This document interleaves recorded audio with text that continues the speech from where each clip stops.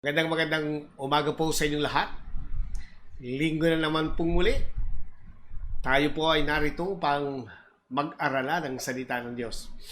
At bago tayo dumako sa pag-aaral ng salita ng Diyos, ay nais ko po munang bumati sa lahat ng mga tatay na nanonood at nakikinig ngayon ng Happy Father's Day. Noong nakaraang linggo ay bumati na po kami sa inyong lahat. At ngayon ay muli kaming bumabati ng Happy Father's Day. Dalangin ko po na ma-enjoy po ng lahat ng mga tatay ang araw na ito na itinalaga para sa kanila. Kaya inahamon ko po yung mga asawa, yung mga anak, pagkakataon na po ninyo ito na ma-enjoy ng tatay ninyo ang araw na ito. Hindi naman kayo pwede kumain sa labas, kaya mag-order na lang kayo, dalhin nyo sa labas. At ganoon din po, yung mga pastor na siyang ama ng mga iglesia, pwede nyo na po silang batiin. At hindi lamang po yun, pwede nyo po silang padalhan ng kung ano man to appreciate them as father of the church. So, yun lamang po. At naway, ma-enjoy po ng mga tatay ang araw na ito. At bahagi po ng ating pagdiriwang ay nais ko pong basahin ang mga salita ng Diyos dito po sa aklat ng 2 Korinto 8:7. So allow me to read from the New Century Version. You are rich in everything, in faith, in speaking, in knowledge, and truly wanting to help, and in the love you learn from us. In the same way, be strong also in the grace of giving. Napakaganda po ng huling saknong. Be strong also in the grace of giving. So babasahin din po natin sa Tagalog. Ganito po ang pagkakasabi. Datapwat, yamang kayo'y nagsisisagana sa lahat ng mga bagay sa magitan sa pananampalataya at pananalita at kaalaman at sa buong kasipagan, at ang sa inyong pag-ibig sa amin ay magsisagana naman kayo sa biyayang ito. Laging pinagpapala ng Diyos ang pagkakabasa ng kanyang salita. Tayo muna ay dumulog sa Diyos sa isang panalangin. Dakilang Ama at makapangyarihan sa lahat, maraming salamat sa kalayaang binigay mo sa amin upang kami po ay patuloy na makapag-aral ng iyong salita. Ang dalangin namin sa oras na ito, bigyan mo kami ng karunungan at kaalaman na lubos po namin itong maunawaan at ipahayag mo sa amin ang magagandang kapahayagan mula sa iyong salita. Pagpalain mo kaming lahat as we listen to the preaching and teaching of your words. Ito po ang aming dalangin sa pangalan ni Jesus. Amen. Maraming pong salamat sa Panginoon at sa mga sandaling ito. Ang pag-uusapan po natin ay napakaganda. Yamang ang buwan po na ito ay ito po ay tema. Mayroon po tayong tema sa buwan na ito na pinamagatan po nating Making Jesus Famous Through Finances. Pwede ba na maging famous si Jesus sa magitan ng pananalapi na mayroon tayo? Ang sagot ko po dyan ay opo. Kapag ginamit natin ng tama ang mga pamimera na pinagkatiwala ng Diyos sa atin, take note, tayo po'y katiwala lamang ng Diyos ng anumang resources na mayroon tayo. Tayo po ay mga stewards ng Panginoon. At nawa, maluwalhati natin ang Diyos at maging tanyag si Kristo sa magitan ng pananalapi na mayroon tayo. Ang pera, pag ginamit natin ng tama, ito po ay magiging kaluguran sa Diyos. Ito po ay magtatanghal sa pangalan ni Jesus. Pag hindi natin ginamit ng tama, natural, hindi ho mapapapurihan ang Panginoon. Kaya ang ating paksang pag-uusapan ngayon ay napakaganda. Be strong in the grace of giving. Ang sabi po ni Apostol Pablo, magsisagana naman tayo sa biyayang ito. Alam niyo po ito mga Israel, ito po mga kapatid. Sila po ay very strong. Saan? Yung mga kapatid sa Korinto. They are rich in everything. Saan? Sa pananampalataya, sa pagsasalita, sa karunungan, at sila po ay kilala sa maraming bagay. Pero sila po ay challenge ni Apostol Pablo that they need to be strong also in the grace of giving. At yan din po ang challenge ng Panginoon sa ating lahat. Sa panahon na ito na mayroon tayong pinagdadaanan, mayroon tayong pandemic, mayroon tayong problemang pinagdadaanan at involved dito ay pera. So anong dapat natin gawin? So napakahalaga na tingnan po natin. Tayo ba sa kabila ng problemang pinansyal ay magsisisagana pa rin ba tayo sa pagbibigay? At kapag yan ay ginawa ho natin, yan po'y magbibigay ng katanyagan sa Panginoon. That in spite of the problem that we are facing, we remain to be strong in the grace of giving. So ito po yung ating bibigyan ng diin sa ating pag-aaral. Be strong in the grace of giving. Una po sa lahat, believers must be strong in the grace of giving. Balikan po natin yung talatang ating binasa. 2 Korinto 8:7 from the New Century Version. You are rich in everything, in faith, and in speaking, in knowledge, and truly wanting to help, and in the love you learn from us. In the same way, what is the challenge of Paul? Be strong also in the grace of giving. So bilang mga mananampalataya, we are under the dispensation of grace, not the law. Ulitin ko. Tayo mga mananampalataya, we are under the dispensation of grace, not the dispensation of the law. Kaya napakahalaga na makita po natin, when it comes to giving, ang ating pagbibigay ay dapat tayo ay nasa ilalim ng tinatawag po nating biyaya ng Diyos. Instead of following written laws, we follow the promptings and leading of the Holy Spirit. Dahil sa huling panahon na ito, we are under the dispensation of the Holy Spirit. Tayo'y lumalakad hindi sa batas. Tayo'y lumalakad ayon sa gabay at pangunguna ng Banal na Espiritu. Tingnan po natin ang sabi ni Apostol Pablo sa Galatians chapter 5, verse 17. Let me read to you from the New International Version. For the sinful nature desires what is contrary to the Spirit, and the Spirit what is contrary to the sinful nature. They are in conflicts with each other, so that you do not do what you want. Verse 18. But if you are led by the Spirit, you are not under the law. So mga kaibigan, mga minamahal, we are not under the law. Why? Because we are being led by the Holy Spirit. Now, Romans chapter 7. Tingnan natin, verse 6 from the New King James Version. But now, we have been delivered from the law, having died to what we were held by, so that we should serve in the newness of the Spirit and not the oldness of the letter. So bilang mga Kristiyano at mananampalataya, we are following the promptings of the Holy Spirit. Now, tingnan natin, under the law, sin dominated people's lives, and they had to work for their righteousness. So, sa lumang tipan, ang mga tao ay dominado po ng kasalanan. At napakaganda pong maintindihan natin that they need to work for their righteousness. So, kinakailangan gawin po nila yung dapat nilang gawin para sila'y maging matuwid sa harapan ng Diyos. Now, let me prove it to you. Sa Romans 6:14, for sin shall not any longer exert dominion over you, since now you are not under the law as slaves, but under grace, as subjects of God's favor and mercy. So mga kapatid, mga minamahal, napakaliwanag na tayo po ay hindi na dominado ng kasalanan. Why? Because we are not under the law, but we are under grace.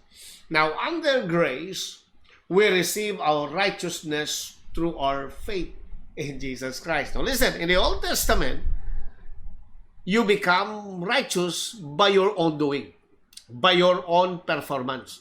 Now, in the New Testament, you and I became righteous. Okay? We became righteous. And we became righteous because of Jesus. Tingnan niyo po ang sabi ng Romans chapter 10, verse 4. For Christ is the end of the law, the limit at which it ceases to be. For the law leads up to him, who is the fulfillment of its types. Now, verse, susunod na talata. And in him, the purpose which it was designed to accomplish is fulfilled.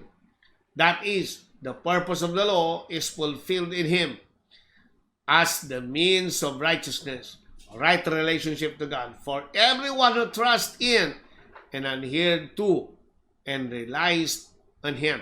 Now, tingnan natin yung very strong statement that you and I became righteous not because of our own doing.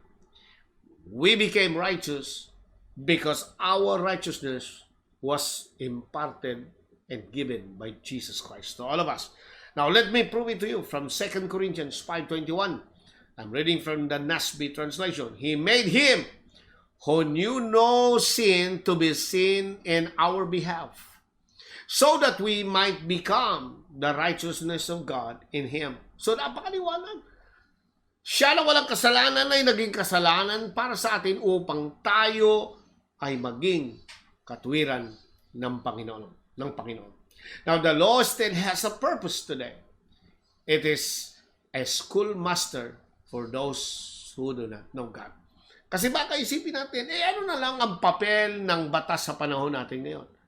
What is now the rule of law in the New Testament today? Well, hindi ho nawawalan ng kabuluhan ng batas kasi mayroon po mga tao nagsasabi tayo daw na nagtuturo ng grace ay hindi na tayo naniniwala sa law. That is not true. Naniniwala ho tayo. As a matter of fact, we follow the law. Sinusunod po natin ang batas. We follow the law. Iyan po ang katotohanan. Tingnan niyo po, ang batas ay tagapagturo sa atin kung sino ang kailangan natin. Tingnan po, Galatians chapter 3, verse 24 hanggang 25. So the law was put in charge to lead us to Christ. So yung law, yung Old Testament, will point us and lead us to Christ. Para ano? That we might be justified by faith. Verse 25. Now that faith has gone, we are no longer under the supervision of the law. And that's why we are no longer under the law. We are no longer under the supervision of the law. Ano yung papel ng law? Upang tayo ituro kay Kristo. Bakit kailangan tayong ituro kay Kristo? Sapagkat tayo ay nagiging justified not because we obey the law. We became justified because of what Jesus Christ has done on the cross for all of us. So yun po ang kahalagaan. Pangalawa, na gusto kong bigyan ng diin, giving your tithes to God. So tayo ba ay nagbibigay ng ikapo? Nagbibigay ba tayo ng offering? Of course, nagbibigay ho tayo. Now, tingnan natin, mga kapatid. Not because you are under the law, but because you love and appreciate God for what He did in our lives. So, nagbibigay ka ng iyong ikapo, ng iyong kalo, hindi dahil ikaw ay obligado. Alright? Ikaw ay nasa ilalim ng batas. Tayo nagbibigay dahil tayo ay nagmamahal at ina-appreciate po natin kung anong ginawa niya sa ating mga buhay. Ako po'y naniniwala na tayong lahat ay nag-i-enjoy, nagbe-benefit po tayo ng lahat ng napakagandang mga bagay na binigay sa atin ng Ama. Binigay si Jesus, namatay sa krus ng Kalbaryo, at sumigaw siya doon, it is finished.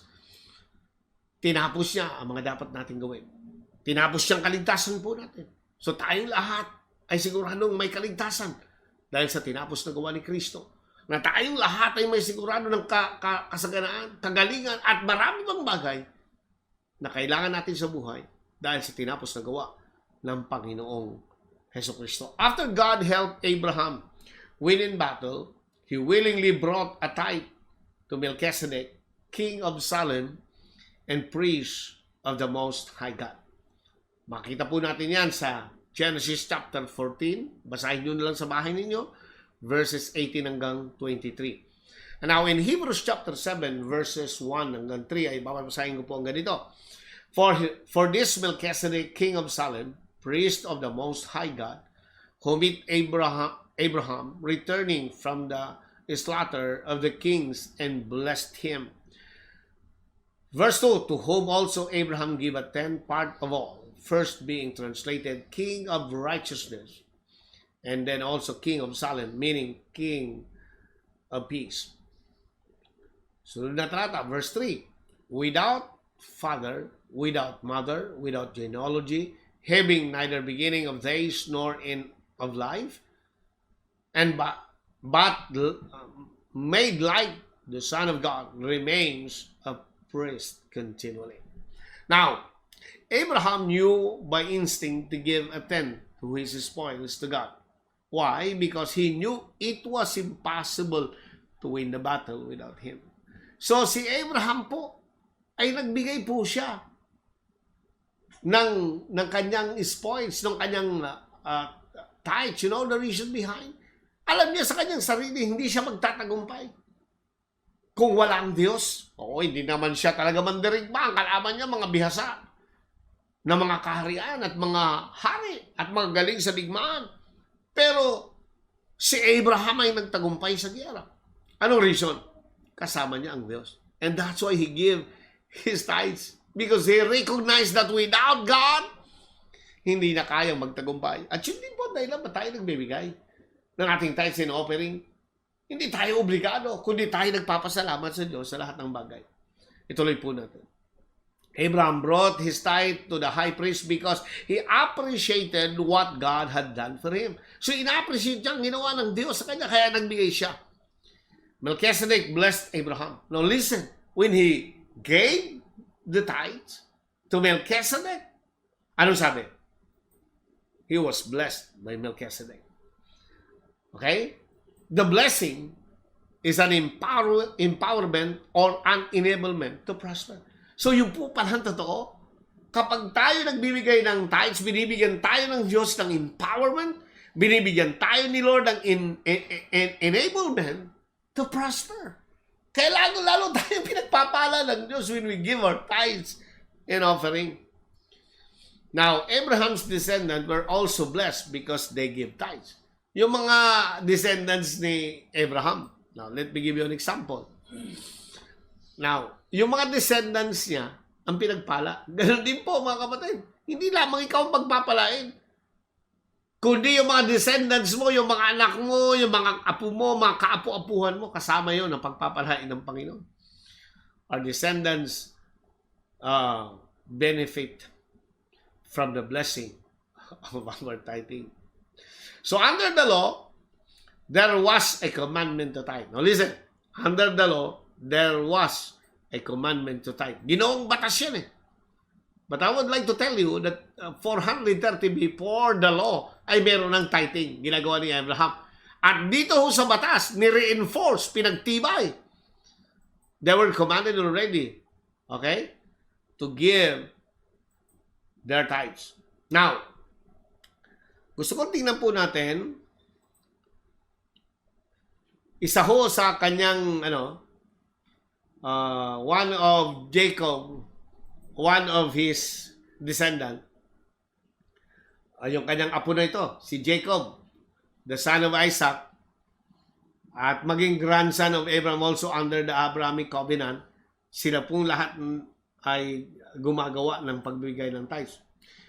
So si Jacob, he made a vow to give a tenth of all his blessings. Tingnan nyo ang sabi ng Genesis chapter 28 verse 20 hanggang susunod na talata. Then Jacob made a vow saying, if God will be with me and will keep me in this way that I go, and will give me bread to eat and clothing to wear. Verse 21, so that I come again to my Father's house in peace, when the Lord shall be my God. And this stone which I have set up for a pillar shall be God's house, and all that you give me, I will give a full 10 to you. All right. Now, under grace, we are no longer commanded to tithe. Now, listen, we're no longer commanded to tithe. Like Abraham, katulad ni Abraham, we bring our tithes out of love and appreciation to Jesus in His finished work on the cross. Now, listen to me carefully. Katulad ni Abraham, we're not commanded to give. So tayo ay nagbibigay, we bring our tithes out of love and appreciation to Jesus and His finished work on the cross. So ina-appreciate natin yung tinapos ni Kristo na gawa sa krus ng Kalbaryo. Now, under grace, Jesus is our high priest. So sa ilalim ng biyaya, si Kristo ay high priest. Si Melchizedek ay high priest na binigyan ni Abraham ng tithes. O si Jesus naman po is our high priest. So there is a change in how we tithe and why we tithe. Now, Hebrews chapter 4, verse 14 hanggang 16. Seeing then that we have a great high priest who has passed through the heavens, Jesus, the Son of God, let us hold fast our confession. Verse 15, for we do not have a high priest who cannot sympathize with our weaknesses, but was in all points tempted as we are, yet without sin. So let us therefore come boldly to the throne of grace, that we may obtain mercy and find grace to help in time of need. So when we give our tithes, we are ultimately bringing them to Jesus, who is our high priest. So dinadala natin kay Kristo yan, who is our high priest. God does not want us to feel obligated or pressured to tithe. He wants us to tithe because we love and honor Him. That's the reason. We give our tithes and our offering because we love and honor our God. Our money represents a majority of our time and efforts. When we give our tithes to honor God, He honors us in return. So when we honor God, He will honor us in return. Now, tingnan natin. Ang tithing po, minsan yung iba po, hirap po mag-tithe. You know the reason behind? Because they don't understand what the Bible says. Now, tithing is a revelation. Mahihirapan kayo mag-tithe hanggat hindi yan i-reveal sa iyo ng Diyos. It will be a burden to you. So, tithing is a revelation. Allow the Lord to reveal it to you. At ako po'y naniniwala ngayon na kayo nanonood at nakikinig. It will be revealed to you by God. And it will not be a burden for you to give tithes. You know why? Because it was already revealed to you. Tithing glorifies Jesus. Tandaan natin, pag tayo nagbibigay ng ating kapo, we glorify Jesus. Naluluwalhati ang Panginoon at napapapurihan ang Panginoon. And not only that, tithing is an overflow from what the Lord has given to you. So, kaya ka nagtatithe, not because you want to be blessed. Kaya ka nagtatithe because you are already blessed. And you are blessed by God you are blessed by God in all things in your life. 2 Peter 1:3, Ephesians chapter 1 verse 3. Basahin niyo po sa bahay. Now, napakahalaga, saan ba tayo nagbibigay ng ating tithes and offering? Yung ating binibigay, yung ating seed, saan mo ba natin siya itinatanim? So, tatlong bagay po. Mabilis lang. We give to the ministry of the Lord.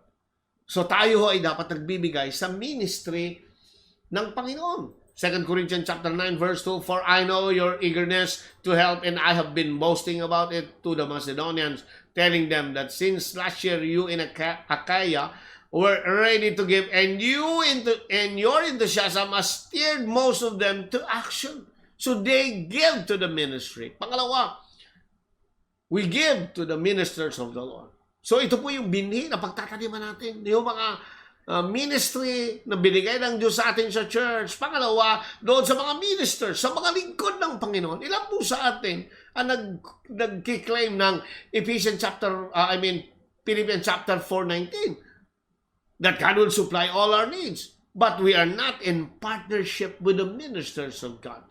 Hindi tayo marunong mag-bless sa mga minister ng Panginoon. Basahin po ninyo ang Philippians chapter 4 bago ho verse 19 mula sa 15 hanggang 18. Makikita ho na ninyo na sila yung pinangakuan ng Diyos sa magitan ni Apostol Pablo that God will supply all their needs.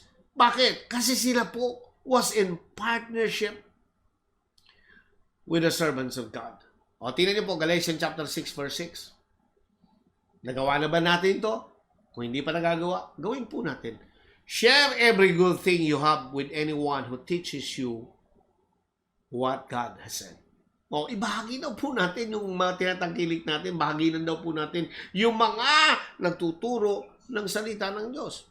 So, mabuting balita. Dapat bahagina ng lahat ng mga pagpapalang tinatamasa ng mga tinuturuan ng mga nagtuturo ng salita ng Diyos. Alam nyo, yes, we bring our tithes, we bring our offering in the church. Pero nagawa na ho ba natin? Mag-share ng blessing sa mga lingkod ng Panginoon. If not, it's about time to do it for the glory of God. Now, Philippians chapter 4 verse 14, but it was right and commendable and noble of you to contribute for my needs and to share my difficulties with me. Gayunman, ikinagagala ko ang ginawa ninyong pagtulong sa aking mga paghihirap. So, karamay po nila. Yung mga taga-Pilipos sa panahon ng pangangailangan ni Apostol Pablo. Pangatlo, we give to the mission of the Lord. So, yung mga mission works natin, doon natin ibahagi. Itanim yung ating mga binhi. Philippians 4:15, moreover, as you Philippians know, in the early days of your acquaintance with the gospel, when I set out from Macedonia, not one church shared with me in the matter of giving and receiving, except you only. You see, their partnership with Apostle Paul. And not only the ministry, but also to the mission that God entrusted to Paul. So we are delivered from the curse of the law, yet we still partake of the blessing of tithing. Basahin niyo po yun sa inyong bahay. Galatians chapter 3 verse 10 hanggang 13, and then Malachi chapter 8 hanggang 11. Alam niyo, wala na tayo sa ilalim ng curse. Tayo ay nasa ilalim na ng pagpapala ng Panginoon. Si Kristo ay namatay, napako sa krus ng Kalbaryo to redeem us from the curse of the law. So you are not under the curse anymore. You are under God's blessing. Galatians 3:10. Tingnan nyo. All who really rely on observing the law are under a curse. But it is written, curse is everyone who does not continue to do everything written in the book of the law. Verse 13. Tingnan nyo. Christ redeemed us from the curse of the law. So wala ka na sa batas. The curse of the law. Dahil wala ka na sa ilalim ng batas at niredeem ka na ni Kristo doon. Christ redeemed us from the curse of the law by becoming a curse for us, for it is written, cursed is everyone who is hung on a tree. So there is grace, which is the divine power, released upon us when we give. So yun po yung totoong nangyayari. So, brothers and sisters in the Lord, we access this grace by faith, especially when we give with a willingness of our heart, which is the act of faith. Salamat sa Panginoon for giving us this understanding. Why we give our tithes, we give our offering. Naintindihan po natin ngayon. Tandaan po natin, when Abraham gave the tithes, he was blessed by Melchizedek. That is the empowerment, endowment of God for us to be prospered more. So pag nagbibigay tayo, kaya ka nagbibigay, hindi para pagpalain, kundi pinagpala ka na. At habang pinagpapala ka na, lalo ka pang pinagpapala ng Panginoon. I hope and I pray that you understand His words today. I hope and I pray that God will reveal to you this act of giving. Giving your tithes, giving your offering. You are not obligated to tithe. You are not obligated to give your offering. You are giving your tithes because you want to thank God and honor God on all the things that you have done and He will be doing in your life. Tayo manalangin. Salamat po ng marami, Ama, ngayon pong umaga sa mga katotohanan ng aming napakinggan. At nawa po ay may sa buhay po namin ito. At nawa po ay maging mga anak mo kami na sumusunod. Kaya kami sumusunod dahil kami po ay nagpapasalamat sa lahat ng iyong ginawa sa aming buhay. Ngayong umaga, kung hindi pa namin ibibigay ang aming sarili, nais po namin ibigay ang aming sarili sa iyo. Panginoong Jesus, we surrender our lives to you. We ask forgiveness from all our sins and we receive you as our Lord and our Savior. Ikaw na maghari, ikaw na ang aming Diyos, ikaw na ang aming Panginoon, ikaw na ang aming tagapagligtas, at ikaw na musunod sa aming buhay. Ito ang aming dalangin sa pangalan ni Jesus. Amen. Maraming salamat sa Panginoon, sa kanyang mga salita na ating napakinggan. At muli, ay nais ko kayong batiin lahat ng mga tatay ng Happy Father's Day. Mabuhay po tayong lahat. Ito po ang inyong surugo. Si Pastor Frankie Biaga nagsasabi, Diyos mabalos sa Eduga Boss.